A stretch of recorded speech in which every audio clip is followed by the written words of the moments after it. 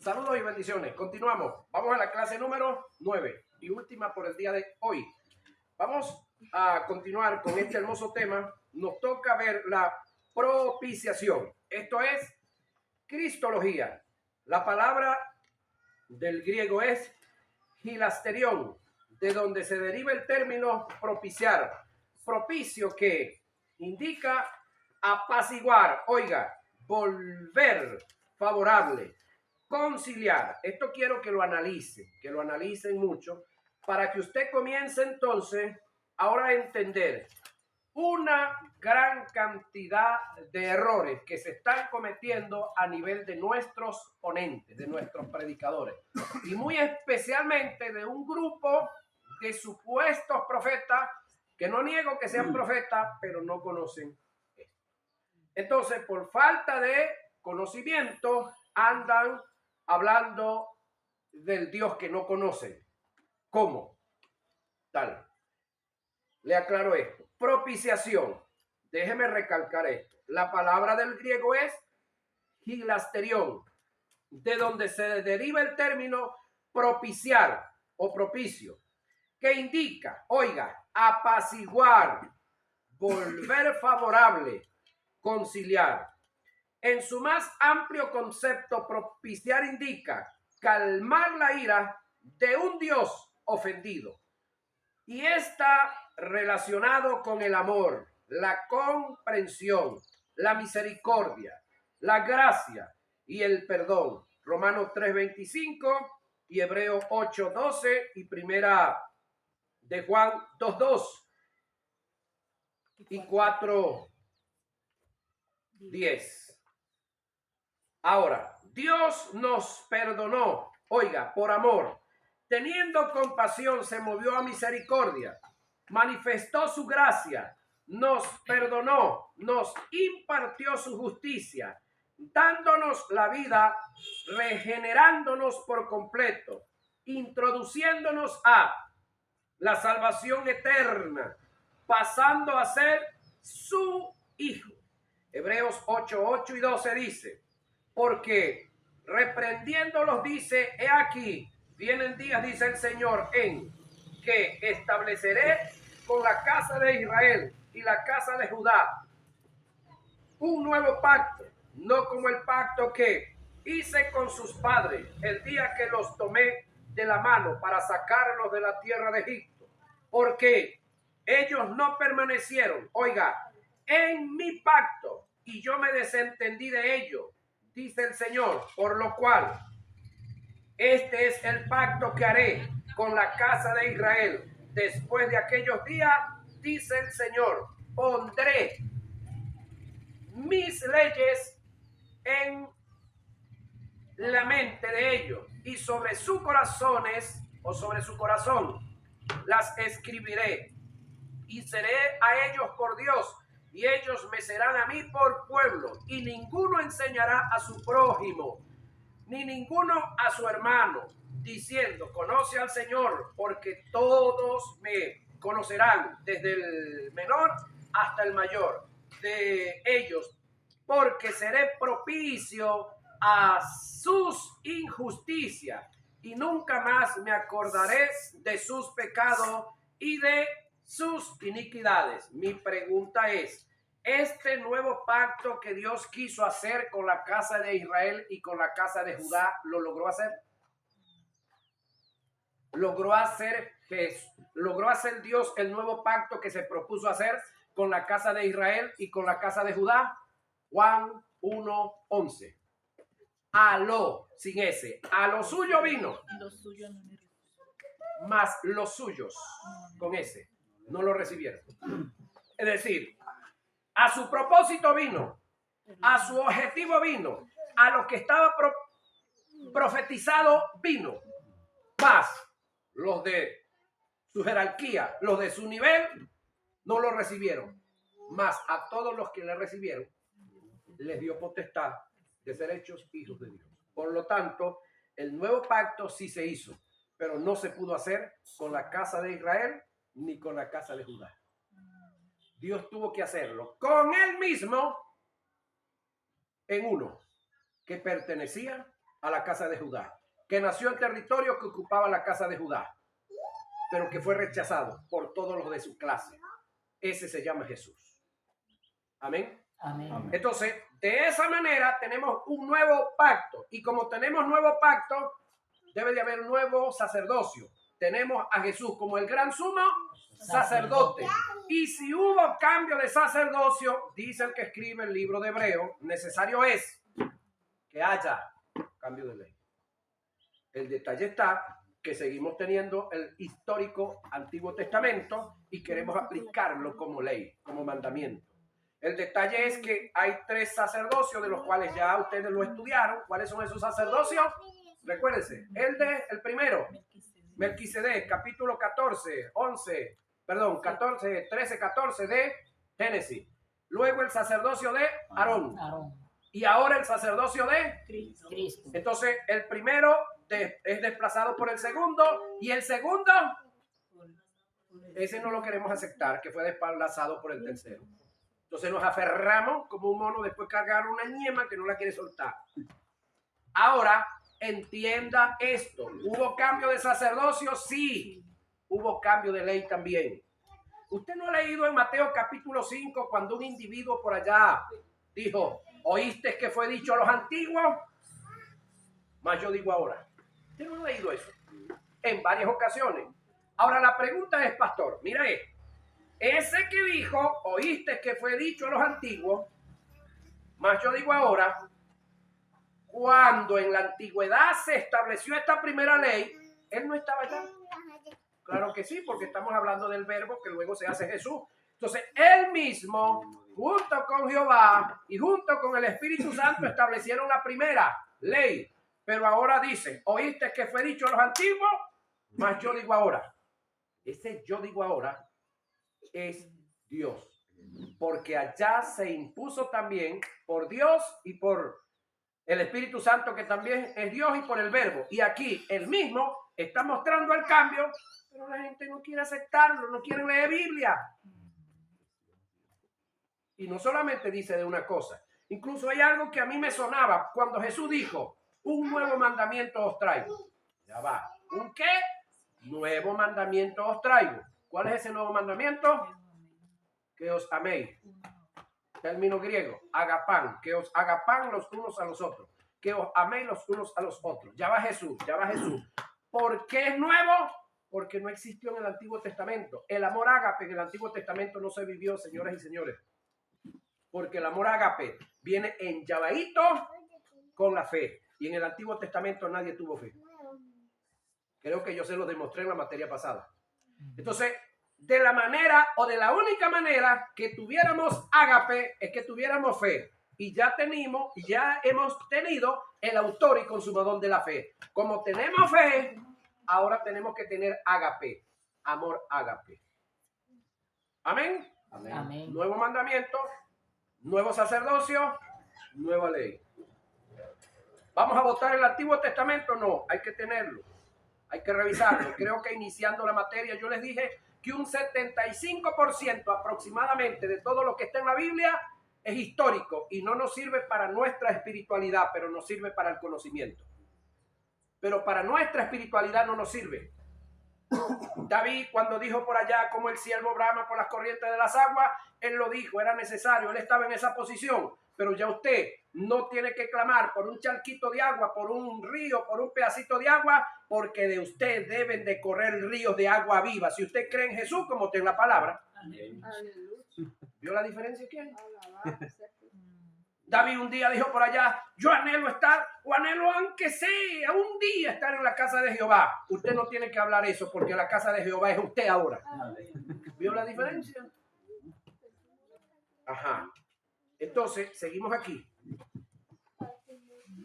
El término propicio viene de propiciatorio, que era la tapa o cubierta del arca del pacto, que se encontraba en el lugar santísimo. Para tener mejor comprensión del acto de propiciación, debemos estudiar qué es el propiciatorio y qué función tenía en el lugar santísimo. El propiciatorio era una plancha de oro puro que cubría el arca del pacto, medía más de 1 metro. de largo y 70 centímetros de ancho. Éxodo 25, 17 y 37, 6.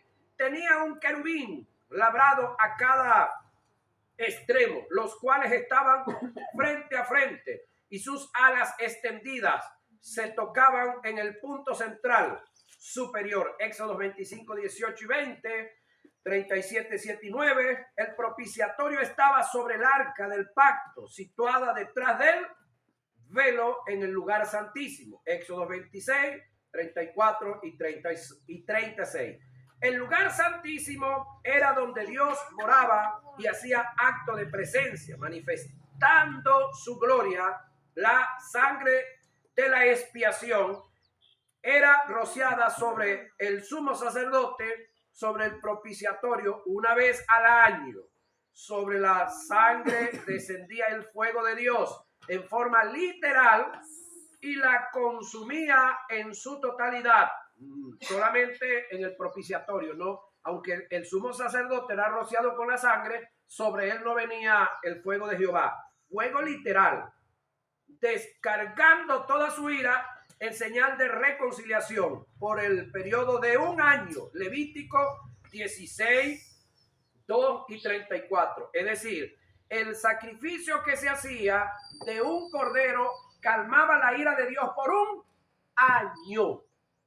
Por eso, en el Antiguo Testamento, Dios pudo hacer todo lo que hizo. Pero en el Nuevo, aunque quisiera hacer lo que hizo en el Antiguo, en cuanto a la posición de él frente a el pecado, no puede hacerlo. En el Antiguo Testamento, un día Elías oró y fuego cayó. Un día el profeta Eliseo se estaban metiendo con él y oró, y salieron unos leones y se comieron a los muchachos que estaban metiéndose con él. Ahorita en el Nuevo Testamento eso no aplica, señoras y señores. Sin embargo, en la vida de Jesús vamos a ver expiación por ahí, pero eso lo vamos a ver más adelante. Cuando Pablo en Romanos 3:25 dice, a quien Dios puso como propiciación, estaba haciendo referencia a Jesús. Debemos aclarar que el término propiciación no aparece en el texto original. El que aparece es propiciatorio, indicando la semejanza de lo que Jesús hizo. Él fue el propiciatorio humano, donde se derramó la sangre sobre quien cayó la ira de Dios. Según este acto de propiciación que se dio en Jesús, nosotros como regenerados en Dios no somos hijos de ira, sino de bendición. Efesios 2:3 y primera a Tesalonicenses 1:10 y 5:9. Lo otro que hay que entender es que Dios no está molesto o disgustado en lo absoluto con el mundo, como muchos lo han pregonado en sus predicaciones, anunciando un mensaje de condenación sobre las naciones, causando intimidación y temor, dejando de anunciar el verdadero mensaje que conlleva a la salvación, que son las buenas nuevas. En el desarrollo de su ministerio, Jesús hizo acto de propiciación al evitar que los discípulos hicieran descender fuego del cielo sobre una aldea que no los recibió.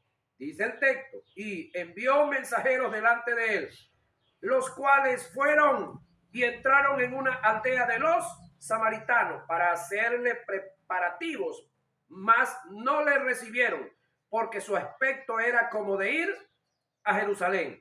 Viendo esto, su discípulo, oiga, Jacob, Juan, el discípulo del amor, dijeron, Señor, ¿quieres que mandemos que descienda fuego del cielo como hizo Elías y los consuma?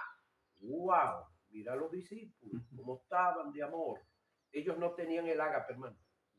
No, ellos no habían nacido de nuevo todavía.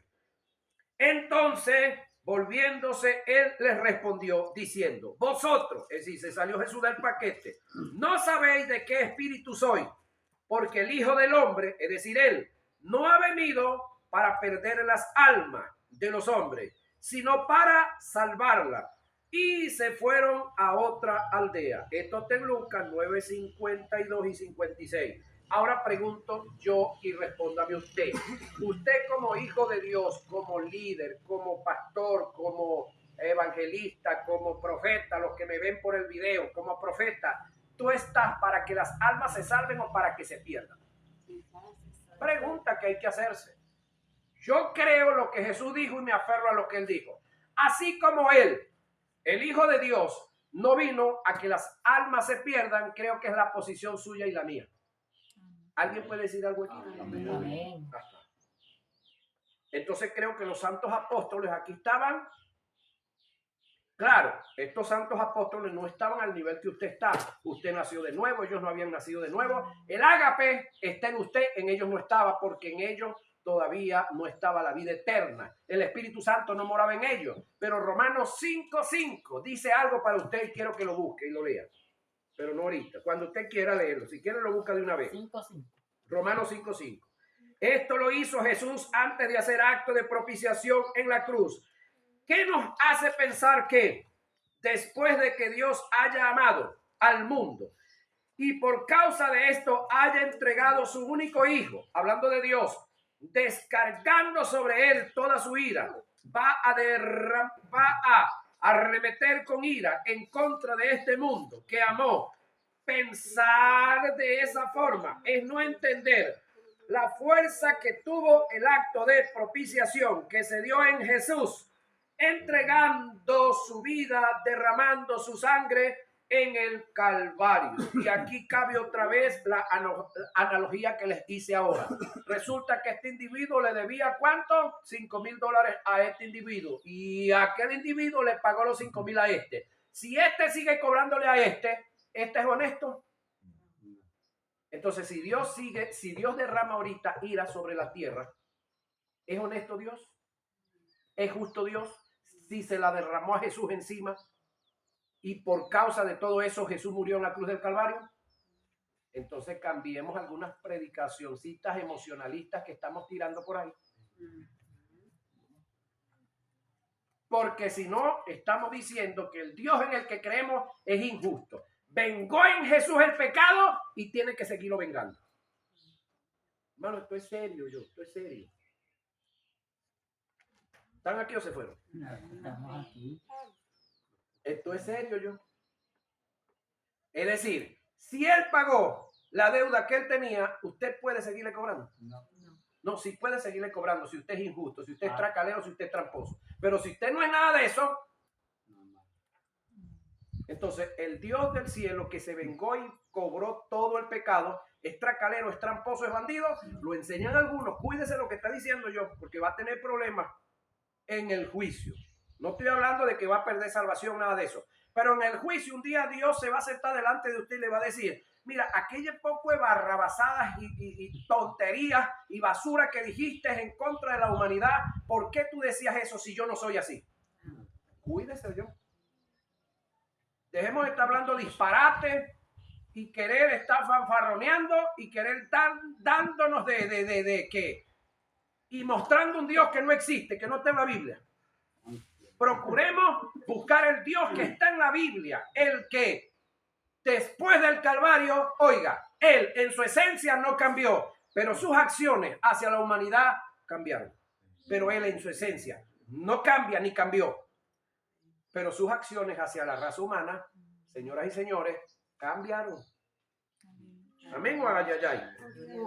Nunca nos olvidemos de esta verdad, que aunque parezca paradójico, ese Dios que no cambia, su carácter cambió en la cruz. Oiga, el Dios del cielo no cambia, pero su carácter cambió. Dios depositó toda su ira sobre su Hijo para no descargarla sobre nadie. A esto se le llama propiciación. Oh Jehová Dios de mi salvación, día y noche clamo delante de ti. Llegue mi oración a tu presencia. Inclina tu oído a mi clamor, porque mi alma está hastiada de males y mi vida cercana al Seol. Soy contado entre los que descienden al sepulcro. Soy como hombre sin fuerza, abandonado entre los muertos como los pasados a espada que yacen en el sepulcro, de quienes no te acuerdas ya y que fueron arrebatados de tu mano. Me has puesto en el hoyo profundo, en tinieblas, en lugares profundos. Sobre mí, oiga lo que pasó sobre Jesús, lo que viene ahora, porque lo que estoy leyendo es un salmo mesiánico. Míralo lo que viene ahora. Sobre mí reposa tu ira y me has afligido con todas tus ondas. Esto pasó sobre Jesús para que sobre usted no pase nada. ¿Qué pueden decir? Gloria a Jesús por eso. Aleluya Jesús por eso. Salmo 88, 1 y 7. Si analizamos Juan 3:16, oiga, hay unas propiedades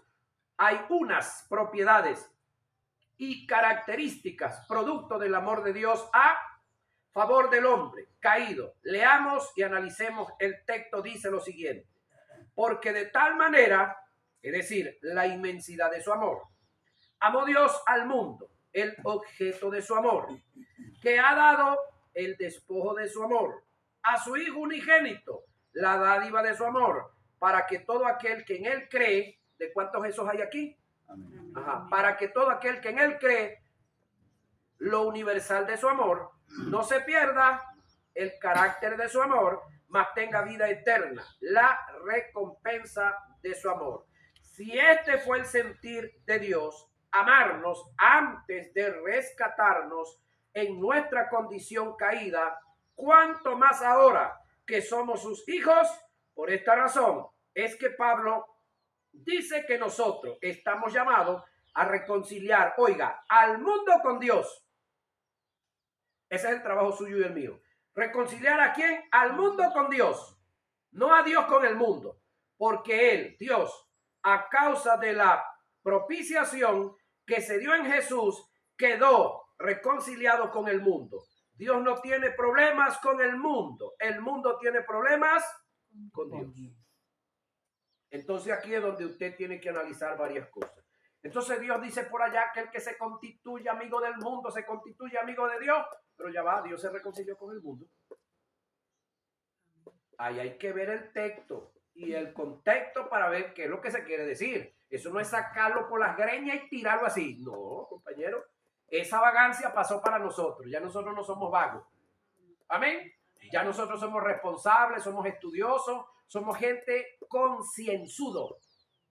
Oye, estamos hablando profesionalmente, ¿verdad? Sí. Somos concienzudos. Y entendiendo el amor de Dios, o entendiendo lo poco que entendemos del amor de Dios, debemos de ir reflexionando. Porque le digo algo, todavía estamos muy lejos de entender en su realidad el amor de Dios. Todavía. Son destellos, dijeron un amigo mío. Son momentos así, pequeñas luces que se nos alumbran del amor de Dios. Porque esto es más profundo y hermoso de lo que se cree. Ahora, de modo que si alguno está en Cristo, pregunto, ¿cuántos están aquí en Cristo? Amén. Amén. Nueva criatura es, eso es lo que es usted. Tercera creación. Así mismo, pastor, una tercera creación somos nosotros. Porque lo primero que Dios hizo, ¿qué fue? Los gentiles. Lo segundo que hizo, a Israel. Y lo tercero que hizo, aquí está clarito. Nueva criatura es. Las cosas viejas pasaron. He aquí, todas son hechas nuevas. Y todo esto proviene de Dios. Aquí nada usted tiene que ver. Quien nos reconcilió consigo mismo por Cristo y nos dio el ministerio de la reconciliación. Escuche, este ministerio de la reconciliación lo tiene Raimundo y todo el mundo, pero no quieren usarlo. Ellos quieren es el ministerio de pastor, ellos quieren es el de evangelista, ellos quieren es el de profeta, ellos quieren el de maestro, pero no quieren estudiar. Bueno, eso es otro lado. Y el apostólico. Pero el de la reconciliación, que lo tiene Raimundo y todo el mundo, es una responsabilidad de todos nosotros. ¿Cuál es el ministerio de la reconciliación? Hermano, salir a evangelizar. Pero ¿cómo yo evangelizo si lo único que yo sé es un evangelio de juicio? Que cuando llego a la casa y veo un muñequito allá, le digo, mire, eso está maldito, por eso usted está en pecado. No, ese no es trabajo suyo. Déjele esos muñequitos a la gente ahí quietecito. Usted llegue a presentarle a Jesús el Salvador. Después que usted le saque, después que usted meta a Jesús en el corazón de esa gente, ellos le van a decir, ¿y qué hago con eso? Usted le va a decir, despégalo de ahí, machúquelo para que vea que eso no se defiende y bótelo. Pero eso lo va a hacer la gente después que se lo saque de aquí del corazón. Se lo bota de la pared y se lo bota del altar. Pero mientras usted se los bota de la pared y del altar, aparte de que es un delito, si no lo sabía, porque ese es objeto del culto de él, usted puede ser llevado preso por 6 meses. O tiene que írselo a comprar otra vez o reparárselo. Porque es propiedad Sí. privada. Es su propiedad. Claro, es una propiedad y ese es objeto de su culto. Es más, usted va por la calle y le entregan una estampita o le entregan lo que le entreguen. Agárrelo tranquilo, métaselo al bolsillo, lléveselo y más adelante lo bota. Si usted lo agarra y lo espaturra así, eso se llama daño al culto del otro. Y si el otro sabe la ley, usted va para el potillo. Eso es lo que viene en el seminario del ministro de culto, pastor. Eso es parte de eso. Es muy necesario que nos pongamos de acuerdo para hacerlo. Es decir, hay leyes que nos amparan como ministro de culto, pero hay leyes a las cuales estamos expuestos también como ministro de culto. Levantarse en la tarima y hablar mal de otra religión es un delito. Ahí tenemos que cuidarnos, tenemos que ser inteligentes.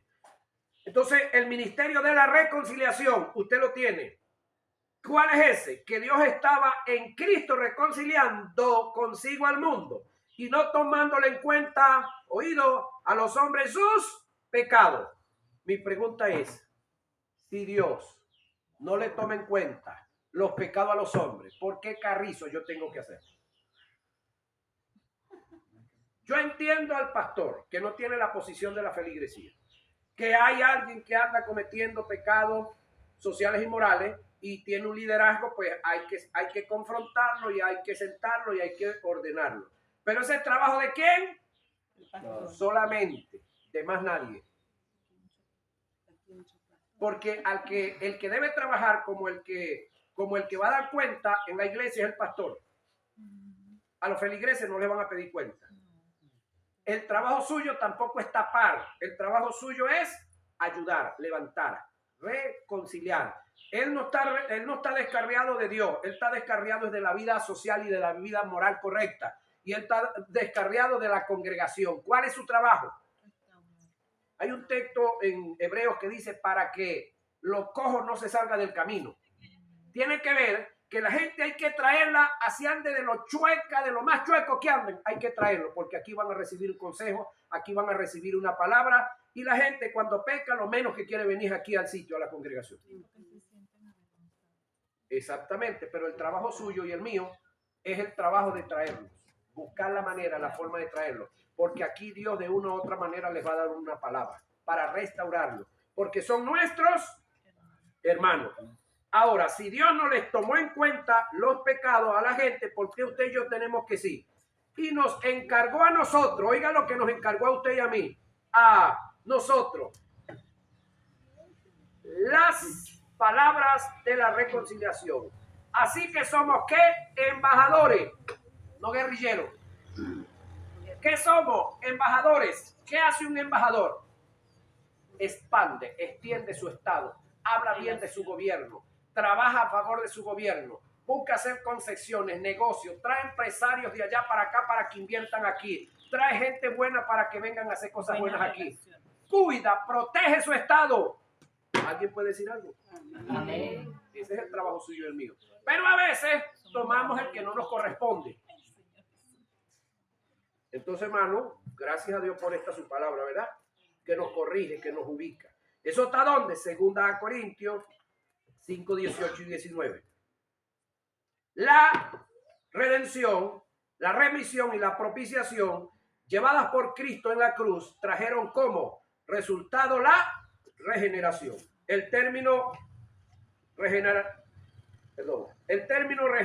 indica el término regeneración indica llevarte al género original que tenías antes de caer en Adán, sin la posibilidad de volver a caer en dicho estado. Tito 3:5.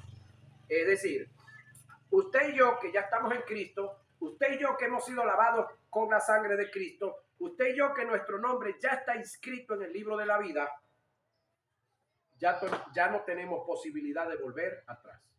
Es como esto, biológicamente, usted que nació siendo varón, es imposible que usted sea hembra, biológicamente hablando. Los varones, digo el mexicano, somos X, Y. Usted ¿cómo le digo? Usted psíquicamente se tuerce, se le pierde el número de cédula. Y entonces se manda a poner seno, se deja crecer el cabello, se hormona por todos lados y se maquilla y se pone cuantas cosas más. Y entonces se le presenta a un médico. El médico le hace el examen de ADN. Aquí viene un disfraz de mujer, pero ¿qué hay dentro de ese disfraz? X, Y, hombre. Biológicamente, eso no tiene cambio. Igual la mujer, igualito. Entonces, óigame bien, si biológicamente no hay cambio, espiritualmente, después de nacer de nuevo, señoras y señores, tampoco hay cambio. Así que si usted estaba pensando descarriarse, olvídese que usted no tiene, usted puede descarriarse, pero no sacarse el ADN de Dios que ya está en usted. Adán pudo dejar de creer, sí, pero usted no. ¿En serio? Entonces, regeneración indica llevarte al género original que tenías antes de caer en Adán, sin la posibilidad de volver a caer en dicho estado. Tito 3:5. Regeneración viene del griego palingenesis, que indica hacerte de nuevo. La regeneración no es aplicable al remiendo o a la reestructuración. Somos nueva criatura. ¿Alguien puede decir algo?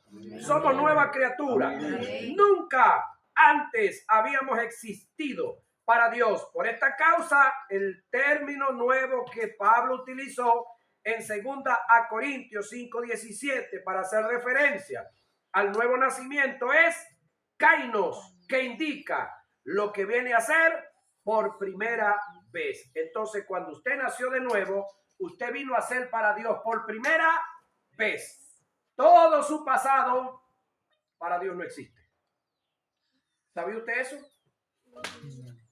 Todo su pasado para Dios no existe. De ahí para acá es que usted viene a tener existencia en Dios. ¿Están aquí? Amén. Qué bueno que eso fuera y eso aplicara para la vida de los matrimonios, ¿verdad? Cuando una persona por alguna circunstancia tuvo un pasado y entonces hace su vida con una persona, qué bueno que los hombres y las mujeres pensaran como Dios también ahí, ¿verdad? Se evitaran unos tantos líos, ¿verdad? Ajá, pero no pasa así. Kaino tiene que ver con lo que nunca ha existido, de modo que nosotros no tenemos pasado para Dios. En Él somos un presente y nos proyectamos hacia un futuro para Él. Las cosas cuentan desde el mismo momento en que creímos. Jesús lo dijo y lo dejó establecido. Si el Hijo os libertare, seréis verdaderamente libres. Según todos estos incidentes que se dieron en el Calvario, mi pregunta es, ¿venció Jesús al diablo en la cruz? Creo que eso nosotros lo estudiamos aquí ya, ¿verdad? Es decir, según todos estos incidentes que vimos, hay una pregunta acá, ¿venció Jesús? ¿Venció Jesús al diablo en la cruz? Vamos a estudiarlo. En Colosenses 2:15, Pablo está haciendo referencia a los...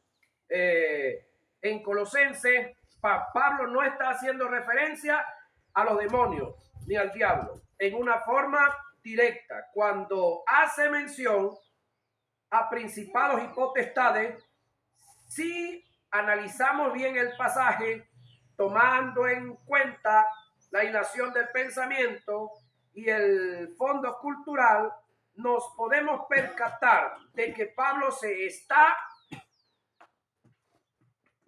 refiriendo a los políticos, a quienes representaban la ley y a los gnósticos y místicos de aquellos tiempos. a falsos maestros que pretendían extraviar a los colosenses de la doctrina. Hay que tomar en cuenta que Pablo le está escribiendo la carta a la comunidad cristiana que estaba en Colosense, antigua ciudad de Frigia, perteneciente a una provincia romana. Sus habitantes en su mayoría se componían de gentiles que no tienen nada que ver con la ley. Pablo hace mención en el pasaje al acta de los decretos, que es referente a la ley ceremonial o igual llamada ritual o igual llamada ritual, la cual Cristo en su cumplimiento la clavó en la cruz, término que tiene que ver con el anular, caducar, dejar sin efecto. Es importante aclarar que Pablo, cuando hace mención a la ley, el cual llama el acta de los decretos, se refiere a la ley escrita por Moisés, el cual fue colocada del lado afuera del arca del pacto, de Deuteronomio 31, 24 y 26.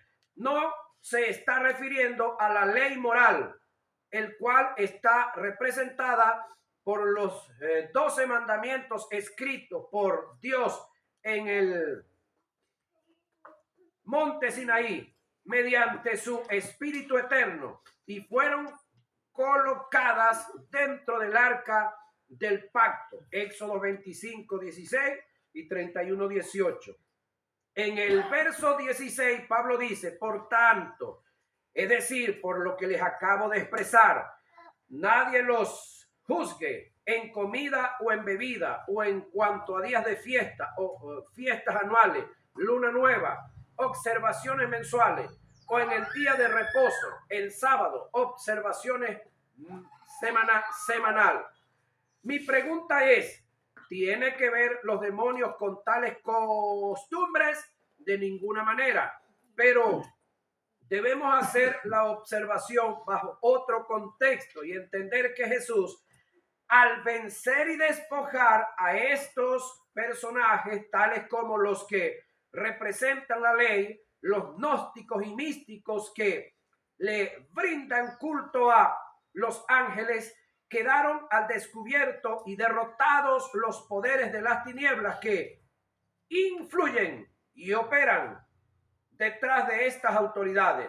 Pero esto no da pie para afirmar que Cristo obtuvo un triunfo absoluto y definitivo sobre los poderes de las tinieblas en la cruz.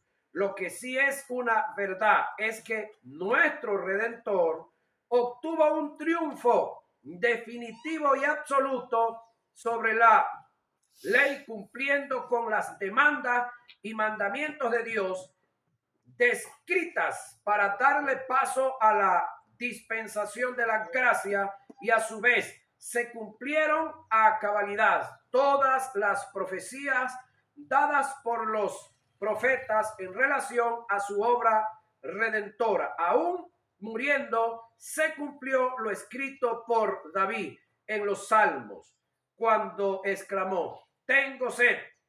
Citemos el pasaje en común. Después de esto, sabiendo Jesús que ya todo estaba consumado, dijo, para que la escritura se cumpliese: tengo sed. Juan 19, 28.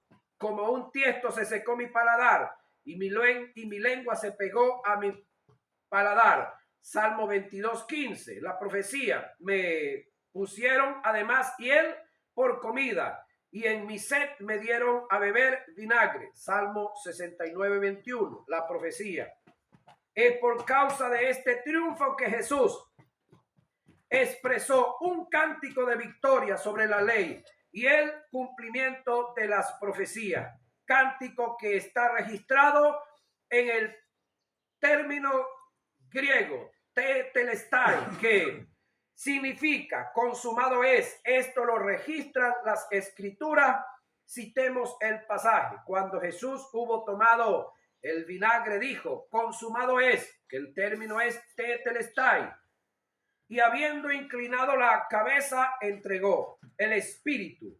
Juan 19:30. Esto es corroborado por el apóstol Pablo en la carta que escribe a los colosenses. Y a vosotros, estando muertos en pecado y en la incircuncisión de vuestra carne, os dio vida juntamente con él, perdonándoos todos los pecados, anulando el acta de los decretos que habían contra vosotros, que nos era contraria, quitándola de en medio y clavándola en la cruz. Colosenses 2, 13 y 14. Hay quienes afirman que el término acta de los decretos no tiene que ver con la ley, sino con un registro de los cargos que estaban contra nosotros y que Dios simbólicamente quitó clavándolos en la cruz. Esta afirmación es denegada por el simple hecho de que Pablo afirma que nadie los juzgue en comida o en bebida o en cuanto a días de fiesta o fiestas anuales, luna nueva, observaciones mensuales o en día de reposo. El sábado, observación semanal, práctica que tiene que ver con la ley. Jesús, para poder vencer a los poderes de la tiniebla, primero tenía que vencer a la muerte, que era su principal obstáculo. Si Cristo no vence la muerte, no puede vencer al diablo. Esto es lo que registran las escrituras. Analicemos el pasaje. Así que por cuanto los hijos padecieron de carne y sangre, él también participó de los mismos para destruir por medio de la muerte al que tenía el imperio de la muerte, esto es, al diablo. Pero para Jesús vencer la muerte, primero tuvo que vencer, dale, el pecado, señoras y señores. Si Jesús no vence el pecado, ¿cómo vence la muerte? Permiso. Entonces, Jesús, venciendo el pecado, ¿qué venció? Las muertes, las dos. Y venciendo las muertes, es resucitado. Al ser resucitado, entonces venció al diablo. Entonces, las dos únicas obras que el diablo tenía era el pecado y las muertes. No tiene más obras, no tiene más armas. Entonces, las armas que el diablo usa, las que usted y yo de tonto le prestamos. Eso se lo voy a demostrar más adelante. Hay una guía que viene por ahí que se llama Conflicto entre dos reinos. Pastor, lo mal llamado guerra espiritual. No existe guerra espiritual. Etimológicamente se los voy a mostrar. Existe el conflicto entre dos reinos, sí. Ahora, Pablo exclama un cántico de victoria al entender el triunfo que Cristo obtuvo sobre los poderes de las tinieblas, venciendo las muertes en el cumplimiento de la ley. ¿Dónde está, oh muerte, tu aguijón? ¿Dónde, oh sepulcro, tu victoria? Ya que el aguijón de la muerte es el pecado. Cristo lo venció. Y el poder del pecado, la ley. Mas gracias sean dadas a Dios que nos da la victoria por medio de nuestro Señor Jesucristo. Primera a Corintios 15, 55 y 57 o al 57. Lo que Pablo quiso decir en su más amplio sentido fue: ¿dónde está, oh muerte, tu aguijón? ¿Dónde, oh muerte, tu victoria? Ya que lo que le da derecho a la muerte es el pecado y lo que le da poder al pecado es la ley. Gracias doy a Dios por Cristo, que cumpliendo la ley venció al pecado y venciendo al pecado destruyó, destruyó las muertes para efecto de él. Para muchos es paradójico lo que escribo y choca con un mundo de tradición. Cristo murió en derrota, en maldición, cargado de pecado. Él fue vencido en la cruz, pero al final de la jornada salió vencedor y triunfador para tener un lugar de mayor eminencia y sentarse a la diestra de Dios Padre. Amén. Amén. Amén. Amén. Bueno, ¿qué nos viene? Cristo como el Cordero de Dios. ¿Quieren verlo? Mañana en nuestra próxima clase que ya vamos a discutir ahora. Bendiciones para todos y todas.